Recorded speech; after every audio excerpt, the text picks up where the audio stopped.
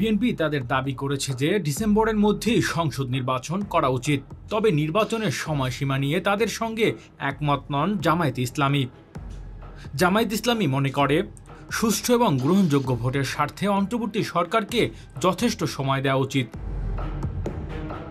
জামায়াতে ইসলামীর general secretary অধ্যাপক মিয়া গোলাম পরোয়ার বলেন, আমরা নির্বাচনের জন্য নির্দিষ্ট মাস, দিন, সময় বা বছরের সম্পর্কে কিছুই বলিনি। আমাদের একটাই শর্ত, তা হলো নির্বাচন যেন অবাধ ও নিরপেক্ষভাবে অনুষ্ঠিত হয়।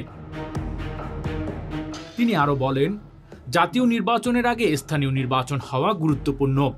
তা না হলে এখানে পেশি শক্তি, কালো টাকা এবং দলীয় প্রভাব খেলা চলবে, যা কর্তৃত্ব বিস্তারের ক্ষেত্র তৈরি করবে। এ সময় বিএনপি নেতৃত্বাধীন জোটের শরিক হলেও জামায়াতে ইসলামী বর্তমানে এককভাবে নিজেদের ভাবনা নিয়ে এগোচ্ছে এবং তাদের প্রস্তুতি যথেষ্ট ভালো। মিয়া গোলাম আরও জানান, নির্বাচনের দিকে এগিয়ে যাওয়ার সঙ্গে সঙ্গে জামায়াতে ইসলামীর কৌশল কিছু পরিবর্তন আসতে পারে। তিনি বলেন, যদিও আমরা আগের শরিক বিএনপির সাথে থাকছি না, তবে ইসলামী দল এবং জাতীয় নাগরিক পার্টির সাথে জোট গঠন হতে পারে। Desk report, metro TV.